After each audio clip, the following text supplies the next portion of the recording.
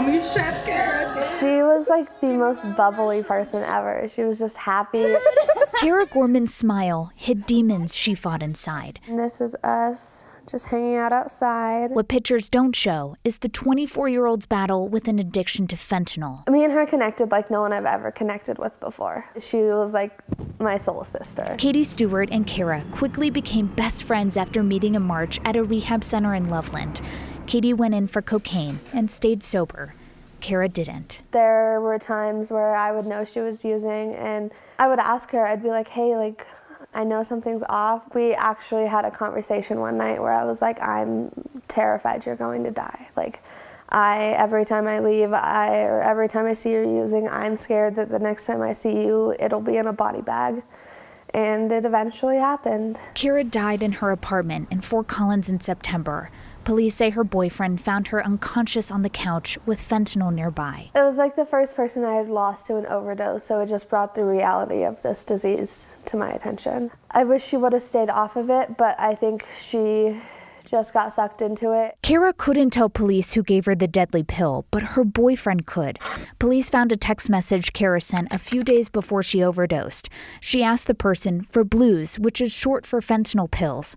That text led officers to Andrea Bronco, whom they arrested for Kara's death, making her the first accused drug dealer to face the state charge. This bill creates stiffer penalties for those peddling the evil poison. The charge, distribution resulting in death, was part of a fentanyl bill signed into law in May. Let's use these tools that we have never had before. Before, district attorneys could charge dealers with distribution. Now, if someone hands out a fentanyl pill and it kills someone, the dealer could face 8 to 32 years in prison. There needs to be a consequence for people who are breaking the law, and there needs to be a disincentive for dealers to be peddling this poison. They need to know that they can't just peddle this and assume that after they sold the drugs, they can get off scot-free. In Adams County, District Attorney Brian Mason says this gives prosecutors a tool they didn't have before, but it doesn't make investigations easier. The main witness is no longer alive. I have to make sure that I can actually identify the dealer, identify that that dealer sold the drugs that the victim took that actually killed the victim. That's a lot. I think these are going to be very tough prosecutions. Since the law took effect, the state health department says at least 115 people have died after taking a drug with fentanyl in it. Only Bronco has been charged with distribution resulting in death. When she came in here with this charge, I was floored because it could have happened to anyone, any one of us. Bronco said she couldn't talk to us, but we could talk to Bronco's cellmate, who's also a fentanyl addict. She's not some big drug dealer. She's not, someone that sells hundreds and thousands of pills a day and like survives on that. She's just an addict just like I am and just helps some girl out, and now this is happening to her. So Alondra Tellis isn't sure the higher penalty will be enough to convince people to stop handing out fentanyl.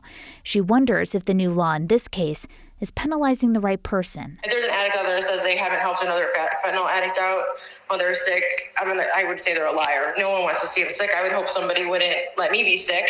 It's definitely hard for me is because ultimately it's the addict's choice or the person experimenting with drugs. It is their choice to take the pill. So I don't feel like all the blame is on the drug dealers. A desire to beat addiction brought them together. Kara couldn't fight her demons anymore, but Katie believes Bronco should still be held accountable. Knowing that what you're doing is killing people, why be the person to do that? Why make that decision?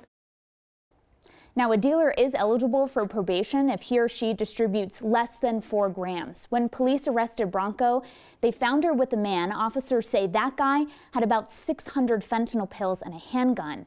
He was charged with possession with intent to distribute, which is a felony. I feel like you gave us a really good look at the complexity of this issue. I think so often we think about well, here are people who are using illegal drugs, here are people who are selling illegal drugs, and they all have the exact same motivations and purposes and that kind of thing, and it's complicated. What I thought was really fascinating about this story is, understandably, we have heard from the parents of the young person who has taken this drug, but we've never really heard that perspective from addicts, and they have this dilemma, right? Like, yes, that is so unfortunate that someone died, and we want some accountability, but also they're struggling with something so difficult. So it was a really hard decision for them to come to of whether or not they support this decision. Yeah, and to hear Mason kind of go through all the reasons why this is going to be really hard to charge, it's like, is this law just kind of ceremonious? I mean, Yeah. are they really going to be able to do anything about it? Yeah, and I guess we'll have to wait and see. It's still a new law. All right, Kelly, thank you. Thanks.